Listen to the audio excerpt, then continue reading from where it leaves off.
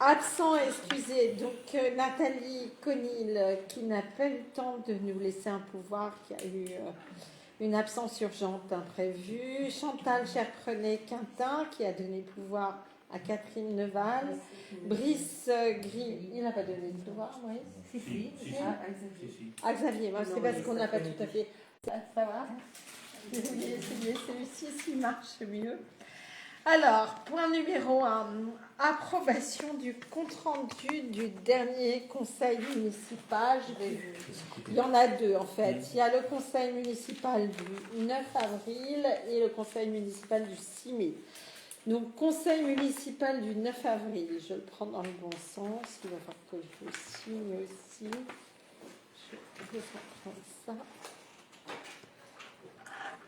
Alors, c'était le conseil municipal qui a approuvé le budget primitif. Délibération numéro 1, présentation et vote de l'affectation du résultat 2024 sur le budget 2025. Donc, alors, c'était donc un équilibre dans le compte administratif avec une section de fonctionnement de 792 332,84 €, une section d'investissement solde cumulé de 39 109,51 €, donc avec 125 435,61 € de reste à réaliser. Donc un excédent de résultats de fonctionnement reporté de 700 006,74 €, un excédent d'investissement reporté de 39 109 et un besoin de financement de 86 326,10 €. Le vote s'est exprimé à l'unanimité. Ensuite, vote des taux d'imposition, donc pas de changement, pas d'augmentation d'aucun des taux d'imposition, voté à l'unanimité des présents. Ensuite, la délibération numéro 3, une subvention exceptionnelle à Madame Lucie Boutseuil, qui a été qualifiée pour les championnats du monde de vitesse en moto 700 cm3, avec dans la liste d'abord le vote de subvention aux associations, 500 € pour l'APE, 500 € pour le comité des fêtes, 300 € Elf et Jeux, 300 € les petits loups, 150 € la banque alimentaire, 150 € la Croix-Rouge française, 150 € le Secours catholique, 150 € les Restos du Cœur, donc, et une subvention exceptionnelle à Madame Boutseuil, donc de 1 000 €. L'ensemble des deux votes de subvention s'était exprimé à l'unanimité.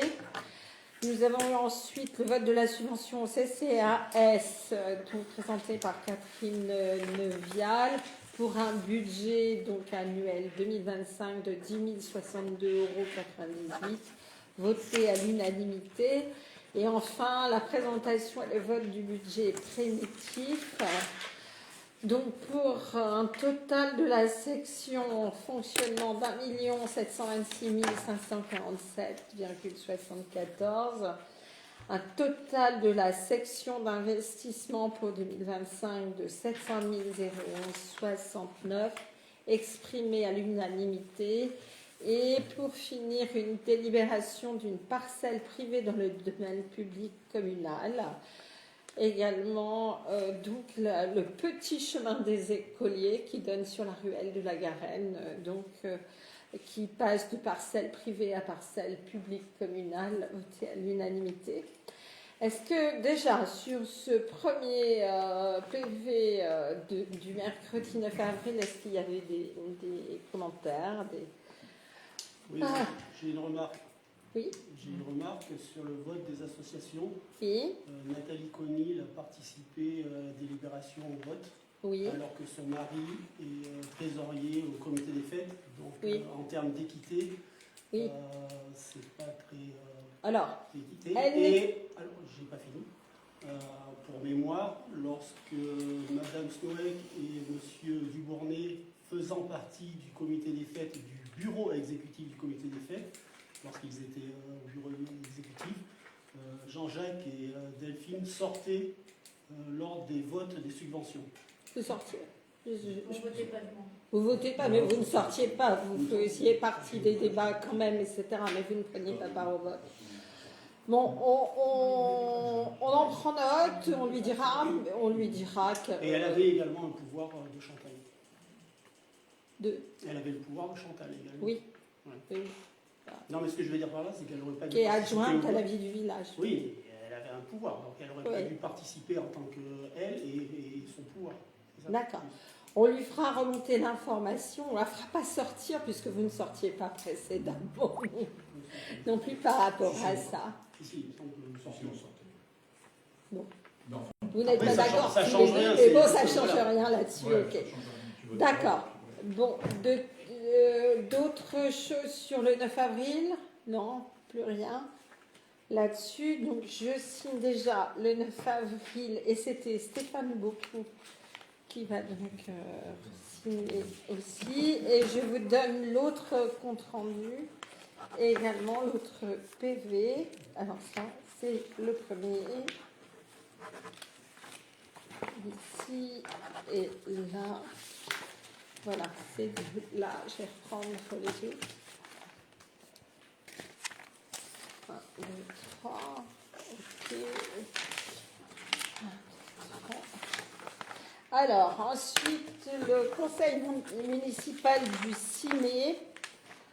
Voilà, il y a ça et ça. Voilà. Voilà. Conseil municipal du 6 mai. Donc, procès verbal, la réunion du conseil municipal du 6 mai 2025. Convocation du 30 avril. La présentation et l'approbation du projet école enfance-jeunesse. Donc, que je retrouve dans le bon sens. Alors, attendez. Je vais changer de côté, ce sera plus simple. Voilà. Monsieur Lalonde a présenté toutes les étapes: démolition des bâtiments existants, création de la voie de desserte et accès, gestion des eaux pluviales, fermeture de l'emprise foncière, étude de faisabilité d'agrandissement de la MAM, rénovation de l'existant, pour justement lister les travaux et les crédits nécessaires au budget 2025. Le vote a été exprimé avec 10 voix pour et 2 abstentions. Ensuite, présentation et approbation de la redevance d'occupation du domaine public due par Enedis en 2025 pour un montant de 241 €. Donc, vote qui s'est exprimé donc à l'unanimité. Autorisation de signature concernant la création d'une voie de dessert pour le projet école enfance jeunesse. Donc, dans la suite de ce qui avait été voté précédemment sur le projet école. Donc avec la création de chaussées, les travaux de terrassement, etc., en lien toujours avec le budget 2025. Le vote a été exprimé à l'unanimité.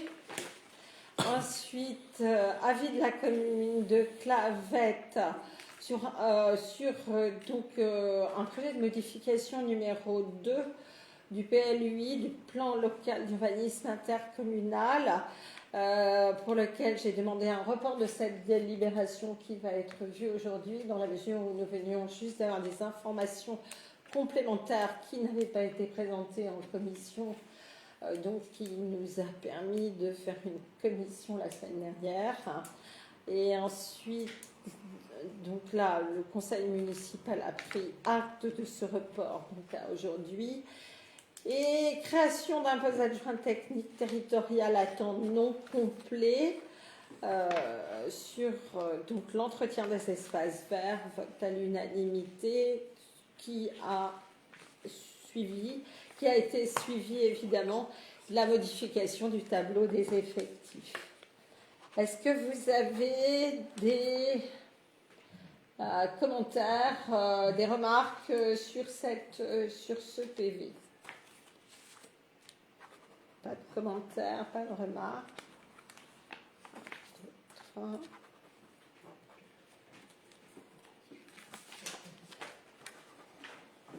Donc, je signe ça.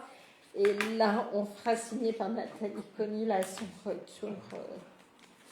Parce elle était secrétaire de séance, mais elle n'est pas présente pour signer. Voilà.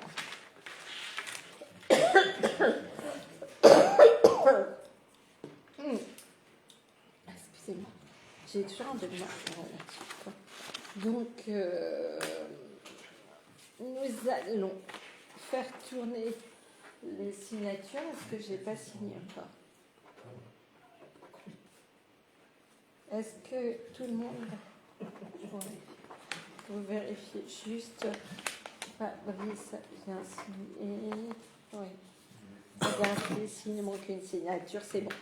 Donc, nous allons commencer par la présentation et l'approbation de la redevance 2025, redevance de concession GRDF pour le contrat Clavel. Bon, vous avez l'habitude, c'est tout le temps pareil, c'est Enedis ou GRDS qui, chaque année, donc, nous verse une subvention. Les paramètres de calcul sont la population, donc estimée à 1442 habitants, le linéaire de canalisation 5 km 0,65, la durée du contrat, donc 30 ans, l'indice ingénierie initiale qui sert de base de calcul, donc de 68,10, l'indice ingénierie de l'année qui est à 133, ce qui veut dire une conversion, donc un taux de conversion de 6,55957. Le calcul est un peu compliqué, je vous laisse le voir, etc. Vous l'avez donc en présentation. Donc, et le montant que va nous... Par contre, ça c'est toujours intéressant, que va nous payer GRDF pour l'année 2025 est d'un total de 1 113,80 €. Des réflexions. C'est toujours le même calcul d'une année sur l'autre. Bon, après, ce sont des calculs des barèmes de l'État, annuels, etc. Donc, on va passer au vote. Des votes contre? Des abstentions? Merci beaucoup. Alors, normalement, j'aurais dû passer la parole à Nathalie Conny, l'adjointe donc aux affaires scolaires. Il s'agit d'un accord cadre, un marché donc renouvelable une fois pour la fourniture de repas en liaison froide au restaurant scolaire de Clavel, donc le prix de la cantine. Le dossier de consultation des entreprises a été publié sur Marché public sécurisé le 3 avril 2025. Également dans le journal l'hebdo à la même date, le 3 avril 2025. 10 DCE, donc demandes en fait, ont été retirées. Sur les 10, simplement 4 offres ont été déposées sur le site de façon dématérialisée à la date du vendredi 2 mai 2025 à midi. Aucune offre supplémentaire n'a été déposée hors délai, donc on a pu faire analyser les 4 offres.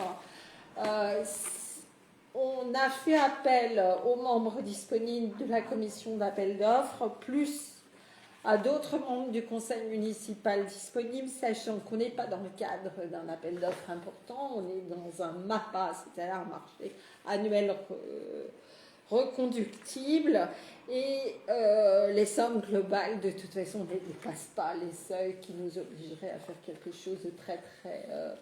de plus formel encore que ce qui a été fait. Donc, nous étions 7 personnes de tête pour la commission, enfin pour l'analyse, 3, 6, 7 pour l'analyse du marché.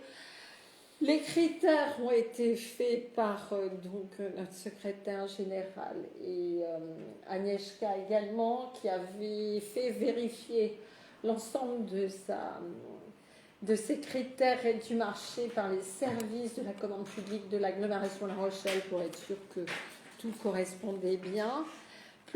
Donc les 4 sociétés sont ensemble ANSAMBLE, Restoria, que vous connaissez déjà, qui est déjà notre prestataire, API Restauration et Cuisine Rochefort Océan.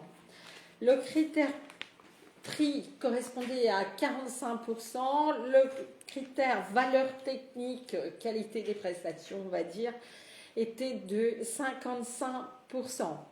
Donc, sur un total uniquement critère prix, c'est d'abord la société API Restauration qui est arrivée en tête, suivie de Restoria également, sur ce critère-là, avec pour API Restauration 45 points et Restoria 43,9. En troisième position, Ensemble avec 34,3 et le plus cher, Cuisine Rochefort Océan, quatrième position, 25,9. Par contre, au niveau critères valeur technique, c'est Cuisine Rochefort Océan qui est arrivé en tête, suivi de Restoria, d'Ensemble et finalement de API Restauration. Sur les 100 points, le total des points à donner pour Ensemble 70,2, Restoria 89,6, API Restauration 76,8 et Cuisine Rochefort Océan 77,8. C'est sur des critères, on va dire, les plus précis et les plus justes possibles par rapport à la réponse au cahier des charges techniques et descriptifs et au niveau prix.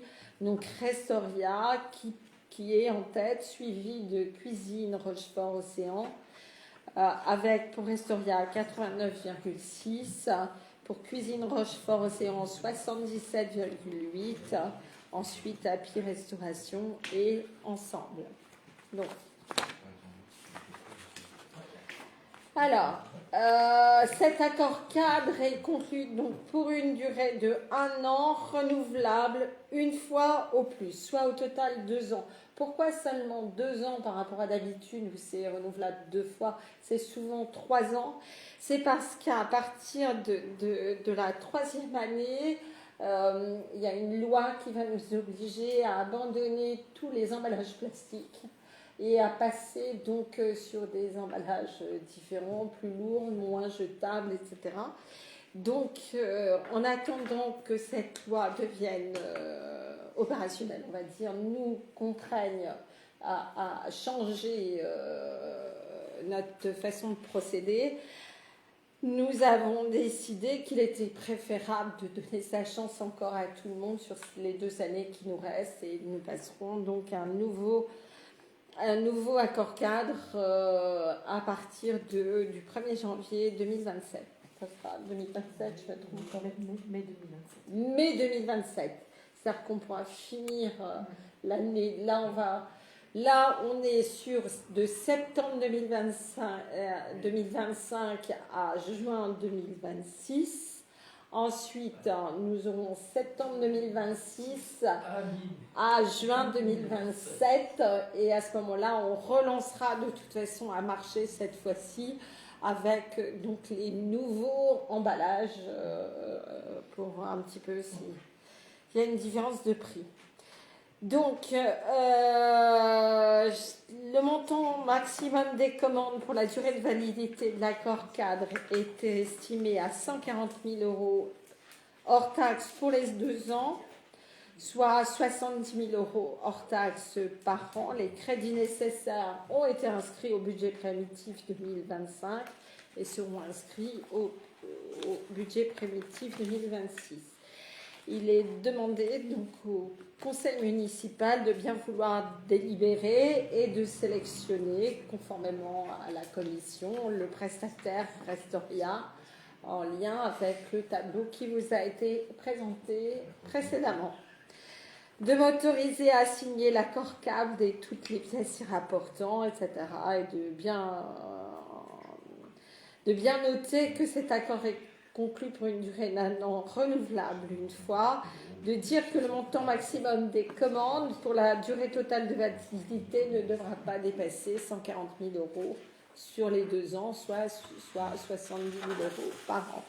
Et de bien noter que les crédits nécessaires sont bien inscrits au budget primitif 2025. Est-ce que vous avez des questions sur le sujet? Ça fait un prix moyen de repas de... Alors, il faut le reprendre. On était à 3 euros, 43 ouais, voilà, 53. 53, 3,53 euros, 3,39, quelque chose comme ça. en gros, la moyenne. Alors, pour le moins cher, parce qu'on était, le plus cher était à 7 euros et quelques. Ah, quand même. 6 euros. Ouais, presque à 7 euros, 6,89 6,89 € ou quelque chose comme ça, pratiquement à 7 euros. Alors c'est vrai qu'il y avait... C'était Rochefort-en-Séance, celui-là. Ouais. Qui répondait à toutes les valeurs techniques, etc., mais qui avait un delta tellement plus important que malgré ses bons points au niveau des valeurs techniques, donc il était vraiment très loin derrière au niveau prix. Voilà. D'autres questions? Si on avait... il arrivera peut-être un jour qu'on sera obligé d'acheter des repas à quasiment 7 euros. Mais il faut savoir que c'est bien au-dessus du prix de vente facturés aux parents. Donc c'est vrai que c'est toujours un peu compliqué après. On aurait été obligé de repasser derrière une augmentation du prix du repas à minima pour s'aligner sur le prix coûtant d'achat pour 4. Ce qui n'était pas prévu initialement, puisqu'on avait bien décidé au moment du vote du budget de ne mettre aucune augmentation, ni au niveau des taxes foncières, habitation, ni augmentation au niveau des prix de la cantine ou de la garderie. Donc c'est toujours un peu compliqué ces histoires de prix sur la cantine. On sait que de toute façon c'est à perdre, puisqu'il y a le personnel, puisqu'il y a tous les frais de locaux, l'eau, l'électricité, etc., etc. Mais malgré tout, on essaye, dans la mesure du possible, de rester le plus accessible possible pour les parents d'élèves, parce qu'on sait qu'à l'année, ça représente quand même une somme pour les enfants. Même si le prix du repas en cantine est souvent bien inférieur au prix du repas à la maison, malgré tout, il faut penser aux familles qui ont 1, 2, voire 3 ou 4 enfants. Il y en a sur la commune aussi. Voilà. D'autres questions? On peut passer au vote. Alors, est-ce que vous êtes contre ce choix? Donc, Restoria, des votes contre, des abstentions, des votes pour. Merci à l'unanimité. Je vais passer la parole pour la délibération suivante donc à Xavier Lannelongue, qui a organisé la commission PLUI la semaine dernière.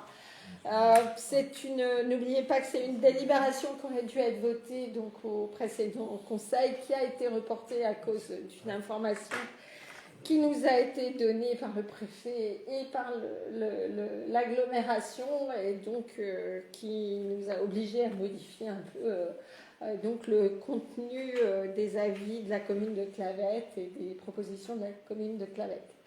Monsieur Lannelongue, je vous en prie. On va commencer par des rappels. Ouais. Le PLUI a été approuvé par délibération du Conseil communautaire le 19 décembre 2019, modifié par délibération le 4 mars 2021 selon une procédure simplifiée et mise à jour par arrêté en date du 29 avril 2022, puis modifié, revisé selon une procédure allégée et mise à jour le 6 juillet 2023, mise en compatibilité avec 2 déclarations de projet et mise à jour le 14 mars 2024. Il a enfin fait l'objet d'une modification simplifiée, d'une mise en compatibilité avec une déclaration de projet et d'une mise à jour le 14 novembre 2024. Le PLUI est un document de planification vivant qui est appelé à évoluer régulièrement afin de prendre en compte les besoins du territoire de l'agglomération de La Rochelle, dans le cadre fixé par le projet d'aménagement et de développement durable. le PADD. Afin de prendre en compte ces nouveaux besoins du territoire, une nouvelle procédure de modification, dite de droit commun, s'inscrivant dans le champ d'application des articles L 153-41 et suivants du Code de l'urbanisme, a été engagée le 12 juillet 2024 par arrêté du président de la communauté d'agglomération de La Rochelle. Cette procédure permet de modifier le règlement, graphique et écrit, les orientations d'aménagement et de programmation, OAP, dans le respect des orientations du PADD. Aucune des modifications envisagées dans le cadre de la procédure n'est de nature à changer les orientations définies par le PADD, réduire un espace boisé classé, une zone agricole ou une zone naturelle et forestière, réduire une protection édictée en raison des risques de nuisance de la qualité des sites, des paysages ou des milieux naturels, ou d'une évolution de nature à induire de graves risques de nuisance. Il est clair que je précise que faut bien se mettre dans la tête qu'aucune des modifications proposées ne va entrer dans les différents champs qu'évoque Xavier, parce que comme on liste, des fois, tout ça, c'est des choses qu'on ne peut pas faire. Aucune donc des modifications envisagées dans le cadre de la procédure n'est de nature à réduire un espace boisé classé, une zone agricole, une zone naturelle et forestière, réduire une protection édictée en raison des risques de nuisance de la qualité des sites, des paysages ou des milieux naturels, ou d'une évolution de nature à induire de graves risques de nuisance. Ouvrir à l'urbanisation une zone à urbaniser qui, dans les 9 ans suivant sa création, n'a pas été ouverte à l'urbanisation ou n'a pas fait l'objet d'acquisition foncière significative de la part de la commune ou de l'établissement public de coopération intercommunale compétent, directement ou par l'intermédiaire d'un opérateur foncier. Créer des orientations d'aménagement et de programmation de secteurs d'aménagement, voilà, en création d'une zone d'aménagement concertée. L'avis de l'autorité environnementale a été sollicité par courrier en date du 12 juillet 2024, portant demande d'examen au cas par cas, afin de déterminer si une évaluation environnementale était requise dans le cadre de la présente procédure.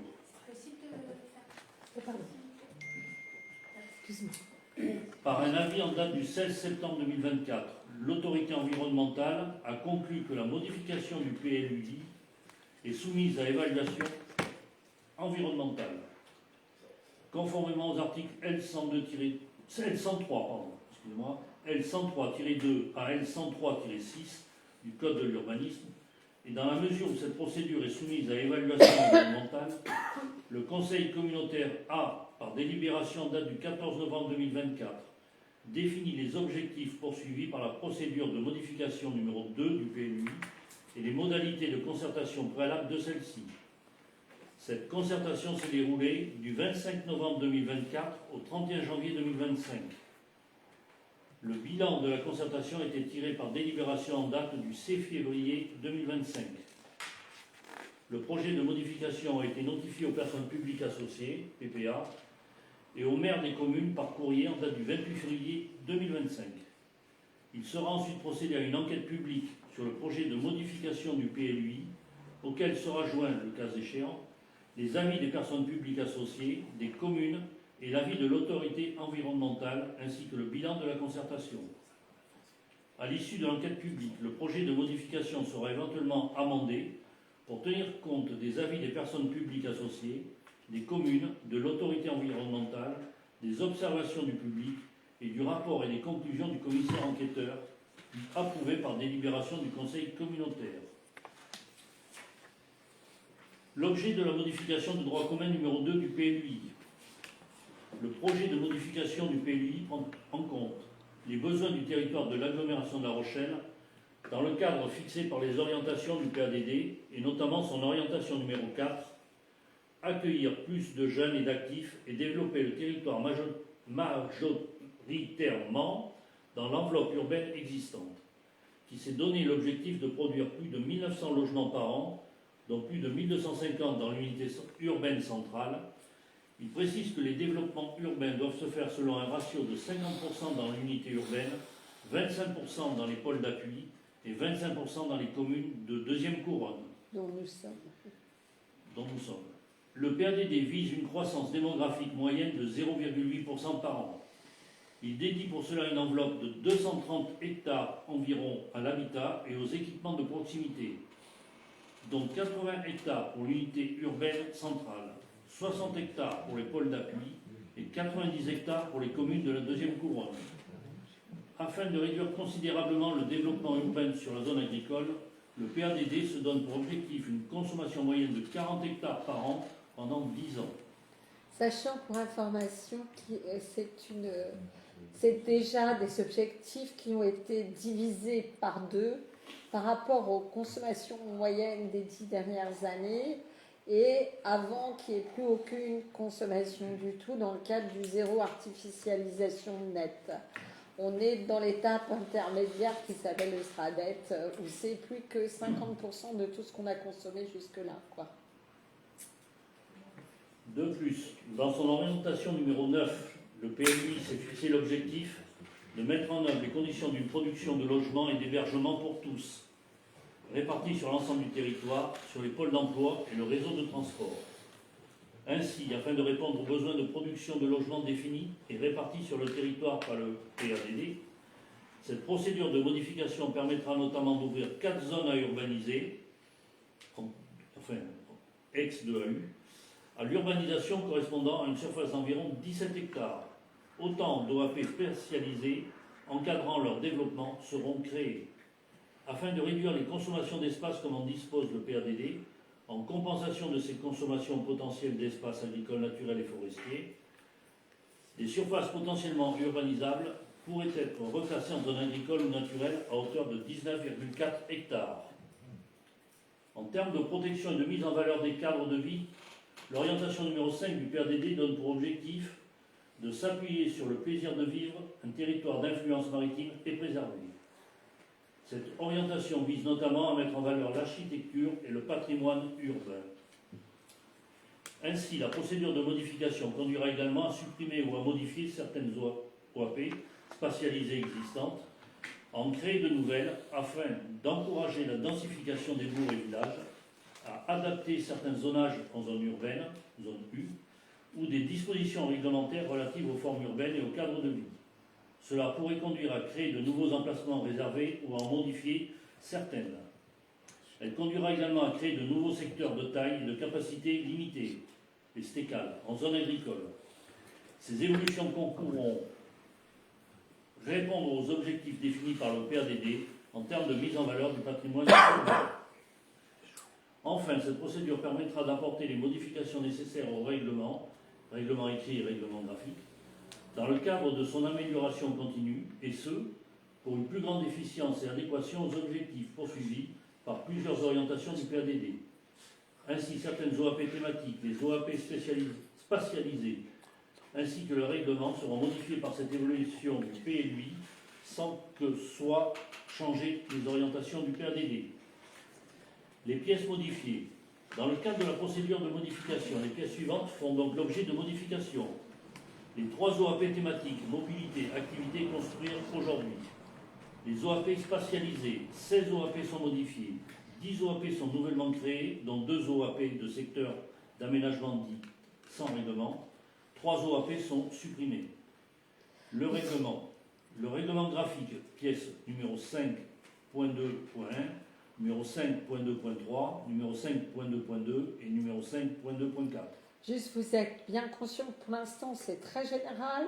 Nous sommes sur un PLUI, ça ne concerne pas spécifiquement Clavette, c'est sur l'ensemble de l'agglomération. On va y arriver.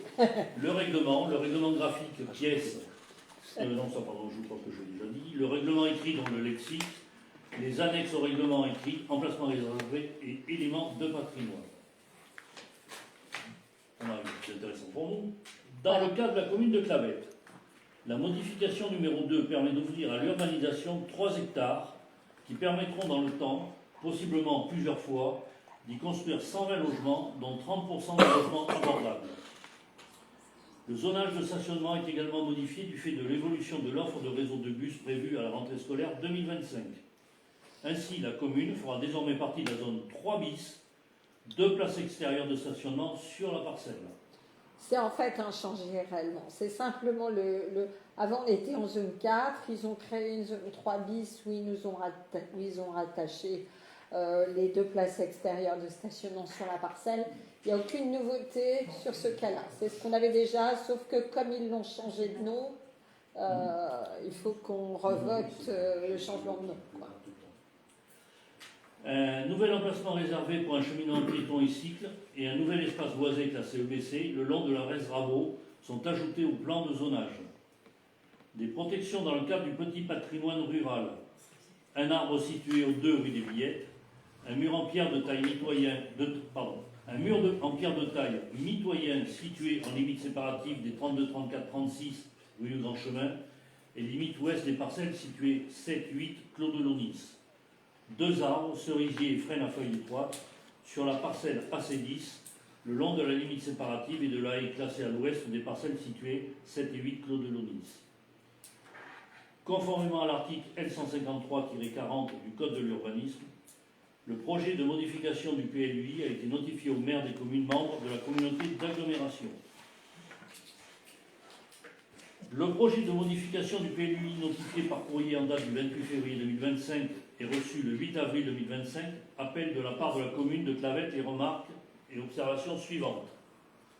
Suite à l'analyse des propositions émises par l'hydrogéologue agréé dans le cadre de la procédure de révision des périmètres de protection du captage d'eau Les Mortiers, portée par Monsieur le Préfet de la Charente-Maritime, compte tenu du fait que la protection des captages est une obligation réglementaire et que le Conseil communautaire de la communauté d'agglomération a pris une délibération dans le but de mieux protéger la qualité de la ressource en eau le 10 mars 2022, vu que le PADD du PLUI dit dans son orientation numéro 7 que la collectivité, je cite, affirme sa volonté de continuer à gérer durablement les ressources du territoire, et notamment la ressource en eau, fin de citation, et précise que l'ambition de l'agglomération est de s'engager en protégeant les zones humides et les zones inondables, et les périmètres de captage. Sachant que le rapport démontre une qualité de la ressource très vulnérable et dégradée, nécessitant des mesures de protection fortes, avant de pouvoir imaginer sa remise en service, il est demandé à l'agglomération de La Rochelle de prendre en compte ces propositions dans l'attente de l'arrêté préfectoral définitif instaurant les nouveaux périmètres de protection et leur servitude. Ainsi, le zonage réglementaire sur le secteur devait être modifié afin de classer en emplacement réservé espace boisé, classer la Rez Rabot, limiter les capacités d'urbanisation dans le cadran sud-ouest de la commune, réduire la constructibilité dans les zones déjà urbanisées, la plupart déjà situées sous les périmètres des 3 lignes électriques aériennes à haute et très haute tension, en y limitant les capacités d'urbanisation à l'agrandissement du bâti existant à 20% maximum. Agrandir la zone naturelle N sur une surface d'environ 150 hectares pour respecter le périmètre de protection rapproché futur. Ajout d'un emplacement réservé sur la parcelle AB42 derrière l'école et modification de l'OAP Fief Nouveau sur l'espace correspondant à la parcelle AB159. Ajout d'une prescription pour la protection d'un tilleul centenaire situé aux 2 chemins des Billettes, parcelle AB161.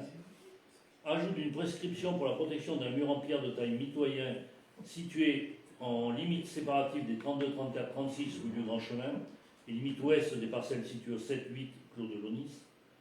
Ajout d'une prescription pour la protection de 2 arbres, cerisiers et frênes à feuilles étroites, sur la parcelle AC10, située le long de la limite séparative et de la haie classée à l'ouest des parcelles situées 7 et 8 Clos de Launis. Ainsi, vu le code de l'urbanisme, vu les statuts et compétences de la communauté d'agglomération, vu le PLUI approuvé par délibération du Conseil communautaire le 19 décembre 2019 et ses évolutions successives, vu l'arrêté du 12 juillet 2024 prescrivant la modification de droit commun numéro 2 du PLUI, vu la délibération du Conseil communautaire de la communauté d'agglomération de La Rochelle en date du 17 octobre 2024, justifiant de l'ouverture à l'urbanisation de zones dans le cadre de la modification de droit commun numéro 2 du PLUI, vu la délibération du Conseil communautaire de la communauté d'agglomération de La Rochelle en date du 14 novembre 2024, définissant les obligations et les modalités de la concertation de la modification de droit commun numéro 2 du PLUI, vu la délibération du conseil communautaire de la communauté d'agglomération de La Rochelle en date du 6 février 2025, arrêtant le bilan de la concertation, il me manque de la concertation du projet de modification de droit commun numéro 2 du PLUI, vu le projet de PLUI modifié notifié par courrier en date du 28 février 2025 et reçu le 8 avril 2025 en mairie, considérant les observations émises par le conseil municipal sur le dossier de PLUI modifié, il est demandé au conseil municipal de bien vouloir délibérer d'émettre un avis sur le projet du PLUI modifié de la communauté d'agglomération de La Rochelle, sous réserve de prendre en compte les demandes de la commune de Clavette. Y a-t-il des questions? Donc là, on est d'accord, par exemple, Comment ça se fait? par rapport au fait qu'il peut y avoir, qu'il va y avoir obligation des 2 voitures, vous savez, enfin 2 places de stationnement. Mais c'est sur déjà les- le cas. C'est déjà le cas. D'accord. Et on est d'accord que ça veut dire que les gens qui veulent construire un garage à la place d'une place, pour supposément avoir leur voiture dedans, ça ne pourra plus se faire et avoir qu'une place Alors, à l'extérieur. tu peux toujours construire un garage, tu peux faire ce que tu veux. En soi, tu fais ce que tu veux. Mais le comptage du règlement de l'agglomération depuis déjà 2 ans, Sauf à l'extérieur. c'est 2 places extérieures sur la parcelle.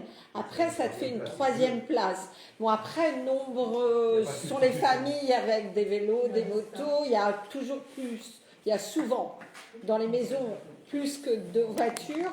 Donc, si tu veux installer un garage pour 2 voitures plus les 2 places extérieures, tu fais ce que tu veux.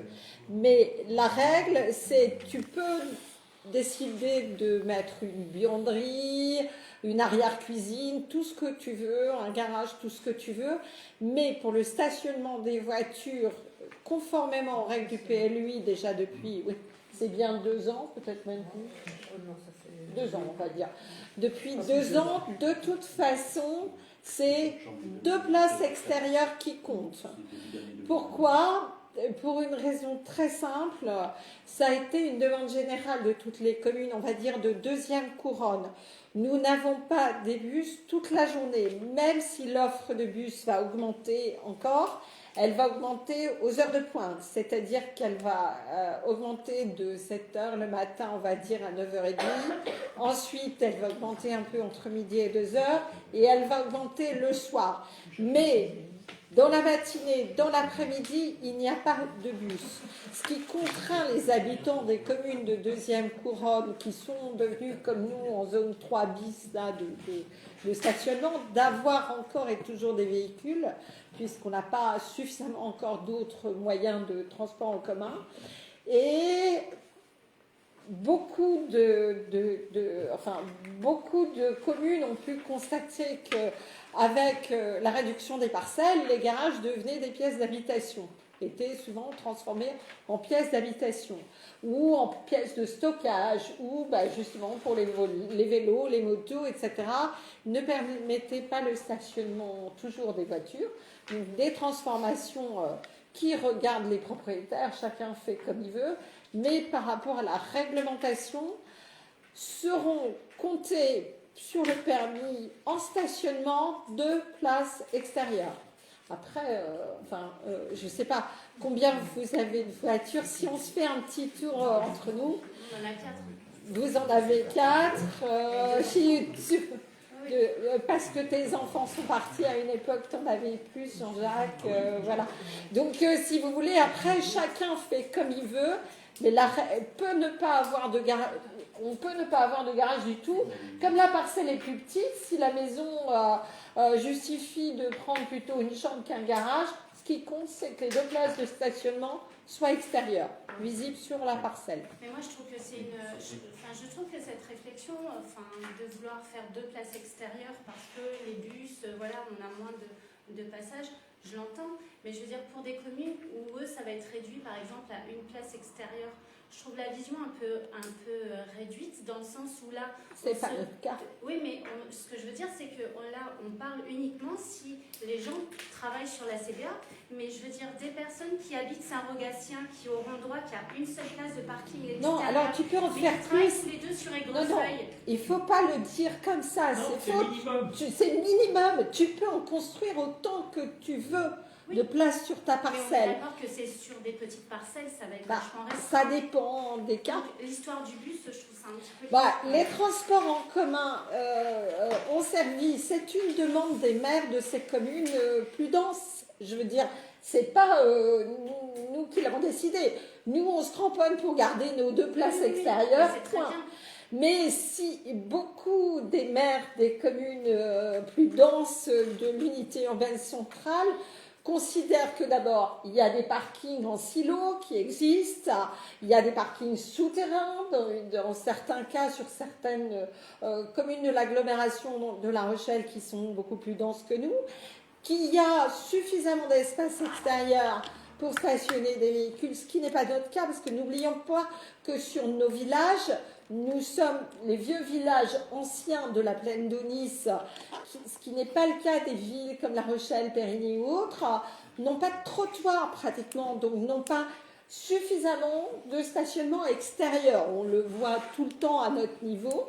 Donc chacun après donne un avis par rapport à ce qu'il a pu observer sur sa propre commune. Mais après, c'est pas limitatif. Comme l'a dit Fabrice, c'est minimum une sur La Rochelle, sur Périgny, mais si tu veux en mettre plus, t'en mets plus. Dans notre cas, c'est minimum 2 en extérieur. Le garage devient une option en fonction des besoins de la famille, des besoins de l'aménagement, de la taille de la parcelle et de l'aménagement intérieur de la maison. Quand quelqu'un fait une division parcellaire, comment ça se passe? Il faut que chaque parcelle ait ses 2 places extérieures. Ce qui veut dire qu'au niveau de la division parcellaire, il faut quand même bien calculer le coût et tenir compte. Et on ne peut pas diviser quand c'est trop petit. Bah oui. Ça, c'est clair. Ouais. Après, je veux dire, jusqu'à présent, on a toujours eu... il faut se souvenir que le PLU de Clavette avait déjà 2 places de stationnement. Autrefois, moi je n'ai pas connu, mais c'était déjà dès le début, en 2003-2005, déjà la règle c'était 2 places de stationnement. Pour nous, on ne change rien. À l'époque, les parcelles étaient plus grandes, c'est vrai. Il y a eu quand même beaucoup de divisions parcellaires, parce qu'on a encore beaucoup de parcelles dans le centre de Clavette de 900 mètres carrés ou autre, 2 fois 450 mètres carrés. Mais avec une division, tu n'as pas de problème pour garder 2 places. Ça dépend des aménagements et du choix de chacun. Mais le fait qu'il n'y ait pas déjà suffisamment de transports en commun fait que nous avons un cas dérogatoire. Toutes les villages, pas seulement villages, mais en tout cas toutes les communes de la zone 2, on va dire, de la 2e couronne, sont comme nous en 2 places extérieures sur la parcelle.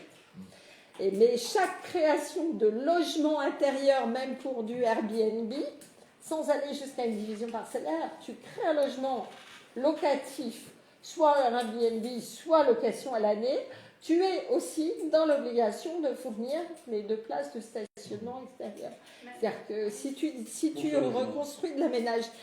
Peut-être pas un studio quand même, si. Même pour un studio. Là, C'est pas une question de c'est surface tous les habitable logements, non plus. c'est pas une question de surface, c'est tous les logements ont une obligation de place extérieure, quoi.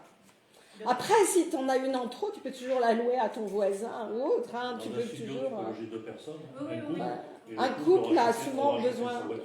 Ouais. Donc, oui. Mais c'est pas. C'est un choix des communes qui est complètement lié aux dessertes, en fait, au transport collectif, au fait qu'il y ait du vélo ou pas, qu'il y ait des possibilités de moto ou pas, etc. Et c'est vrai que nous avons 3 régimes sur l'agglomération au niveau des places de stationnement qui est complètement dépendant justement des transports en commun. Mais qui est aussi dépendant, nous on ne monte pas beaucoup en étage, mais La Rochelle peut faire des parkings silos de 5-6 étages sur une parcelle complète. Ils peuvent, faire un énorme stationnement pour le quartier aussi, ou des stationnements payants. Il y a beaucoup de stationnements à La Rochelle. Il est cher, puisqu'il est devenu payant, mais pour autant, il y a beaucoup de stationnements à La Rochelle. D'ailleurs, il y a beaucoup de stationnements libres. Il y a beaucoup de stationnements vides à La Rochelle depuis quelque temps, vu le prix, quoi. Oui, mais ça les regarde, je veux dire. Nous, pour Clavette, on reste avec 2 places extérieures. Mais on l'a remis là parce que avant c'était la zone 4 de stationnement. Maintenant, dans la zone 4, on avait Châtelaillon. Dans la zone 4, on avait Châtelaillon et en l'occurrence Châtelaillon, qui a des parcelles un peu différentes, un fonctionnement un peu différent, a demandé à sortir de la zone 4 et donc à n'avoir qu'une place extérieure et une place intérieure, enfin à réaménager différemment pour eux. Donc c'est pour ça que maintenant on est en 3 bis au lieu de 4 avant. Enfin, mais après, l'intérêt c'est quand même que les gens, dans la mesure du possible, gardent le maximum de véhicules sur leur parcelle. Mais on n'a pas toujours la possibilité, on n'a pas toujours le choix, ça dépend des parcelles. Le fait est que nous ne pouvons pas, sur une commune comme Clavette, nous n'avons pas suffisamment de terrain public pour suppléer, de toute façon, à la volonté de plus en plus apparente des gens de sortir leur voiture, de la mettre prête à partir devant chez eux. Comment ? On peut pas faire ça, de toute façon. Non, on ne fait pas ça d'ailleurs. Mais même si on voulait, on ne pourrait pas. Le fait est que comment voulez-vous sur toutes les vieilles rues de Clavette où il n'y a pas de trottoir déjà pour le handicap, où on a été obligé de jongler par rapport aux problèmes de poussette, de handicap. Comment voulez-vous créer des places de l'espace public ? Donc il est important que nous gardions cette obligation d'avoir 2 places extérieures sur la parcelle. Il y a d'autres questions ? Oui, je voudrais savoir ce qu'il a de particulier, ce cerisier. Ce Cerisier qui est mis dans le... Oh, c'est un vieux, ancien cerisier. Ça fait partie des arbres centenaires ou des arbres... Il est centenaire. Je ne sais pas exactement, c'est difficile à te dire quel arbre est là. Il est... Le tronc... alors, c'est pareil, mais... Oui, des solutions, Ouais. ça. En fonction de la qualité de l'arbre, c'est comme le tilleul là-bas. Le tronc du tilleul, en l'occurrence, j'en fais pas le tour. Aux 2 rue des Billettes. Ce cerisier est beaucoup plus gros que les cerisiers moyens que tu trouves sur la commune. C'est pareil, il y a déjà eu plusieurs classements. N'oubliez pas qu'il y a depuis longtemps, depuis 2019, des classements d'arbres sur la commune. Il y a des vieux chênes, il y a des charmes, il y a plein d'arbres qui sont classés. C'est pour la protection d'un patrimoine, on va dire, arboré, qui est bien au-delà de la clause trentenaire. Il faut que les arbres aient plus de 30 ans minimum déjà et qu'ils aient une qualité, une ancienneté, une robustesse, qu'ils ne soient pas malades, entre autres, pour être classés, quoi. Est-ce qu'il donne des cerises ? Apparemment. Est-ce qu'il y a d'autres questions ? Alors on passe au vote. Si vous voulez bien, on va passer au vote. Des votes contre, des abstentions, 2 abstentions, des votes pour. Merci. Voilà, et donc c'est une information aux élus que tu vas faire, Xavier. Oui. On l'avait évoqué en partie la dernière fois.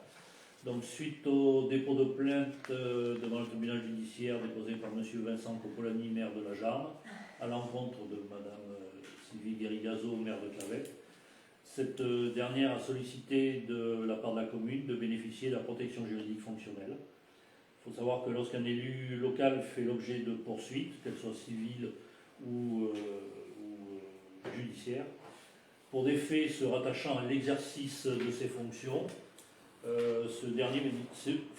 cet élu bénéficie du droit d'un régime de protection renforcé par la loi du 21 mars 2024 qui vise à améliorer la sécurité des maires et des adjoints. Voilà, c'est tout. Je peux déclarer, donc il est 21h25. je déclare la fin du conseil municipal du 27 mai. Merci.